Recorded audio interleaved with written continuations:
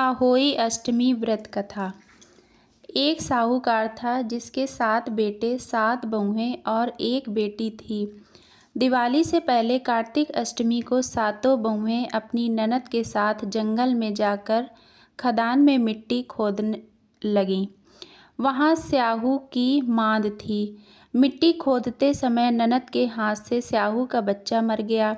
इससे स्याहू नाराज हो गई और बोली, मैं तेरी कोख बांधूंगी। तब ननद अपनी सातों भाभियों से बोली, तुम में से कोई अपनी कोख बंधवा लो। सभी भाभियों ने मना कर दिया, परंतु छोटी भाभी ने ननद के बदले अपनी कोख बंधवा ली। अब इसके बाद उसका जो बच्चा होता वह 7 दिन का होकर मर जाता। एक दिन पंडित जी को बुलवाकर पूछा, मेरी संतान 7वें दिन ही क्यों मर जाती है? तब पंडित ने कहा, तुम सुरही गाय की सेवा करो। सुरही गाय स्याहू माता की भायली है, वह तुम्हारी कोख खुलवा देंगी, तब तुम्हारा बच्चा जिएगा। अब वह सुबह जल्दी चुपचाप उठकर सुरही गाय के नीचे साफ सफाई कराती। सुरही गाय ने सोचा, यह कौन रोज जल्दी मेरी सेवा कर रहा है, आज देखूंगी। गौ माता सुबह जल्दी उठी तो देखा साहूकार के बेटे की बहू उसके नीचे साफ सफाई कर रही है।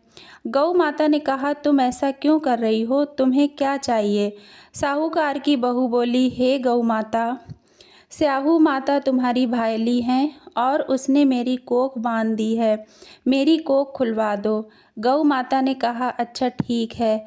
अब तो गौ माता समुद्र पार करके साहूकार की बहू को अपने साथ लेकर चल दी। रास्ते में कड़ी धूप थी तो दोनों एक पेड़ के नीचे बैठ गईं। थोड़ी देर में उस पेड़ पर एक सांप आया। उसी पेड़ पर गरुड़ पंखनी का एक बच्चा था। सांप उसको डसने के लिए चला तो साहूकार की बहू ने सांप को मार डाला।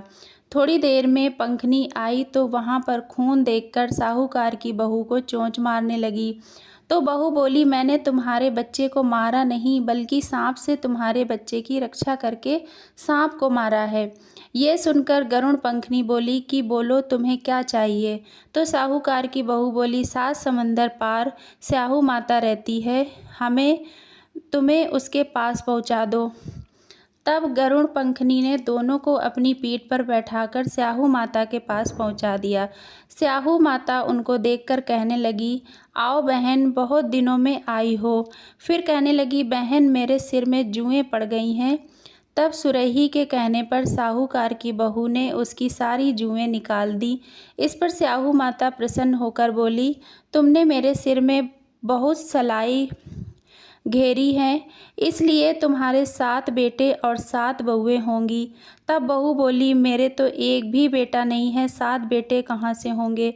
स्याहू माता बोली, वचन दिया है। तब बहू बोली, मेरी कोख तो तुम्हारे पास बंधी पड़ी है। ये सुनकर स्याहू माता बोली, तुमने मुझे ठग लिया। जाओ, तुम्हारे घर पर तुम्हें 7 बहुएं मिलेंगी।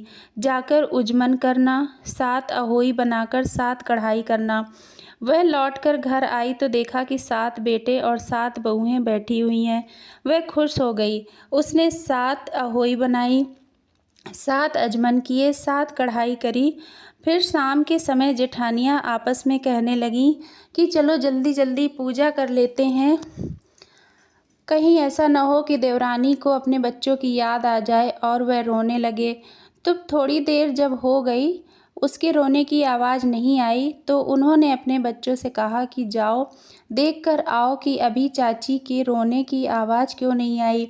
बच्चों ने जाकर देखा तो आकर बताया कि चाची तो कुछ मार रही हैं, खूब उजमन हो रहा है। यह सुनकर जेठानियाँ दौड़ते दौड़ते वहाँ आईं और बोलीं, तुमने कोख कैसे खुलवाई?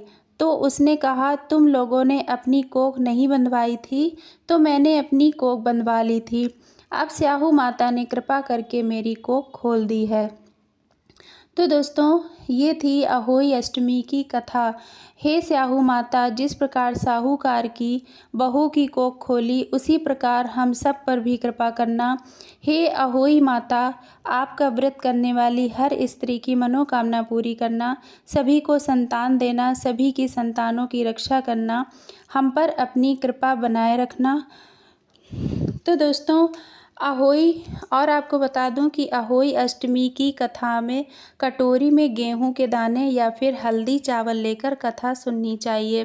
तो दोस्तों आज की वीडियो में इतना ही। आपको कथा कैसी लगी, वीडियो कैसा लगा, तो वीडियो को लाइक करिए और ज़्यादा से ज़्यादा लोगों को शेयर करिए। चैनल को सब्सक्राइब कर लीजिए, साथ ही बेल आइकन को भी प्रेस कर लीजिए ताकि इस चैनल पर आने वाली सभी वीडियोज़ का नोटिफिकेशन आपको मिले सबसे पहले।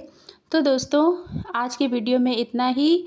अहोई माता आप पर कृपा करें, आपकी संतानों की रक्षा करें, आपकी संतानों की आयु में वृद्धि करें। इसी कामना के साथ जय अहोई माता, जय।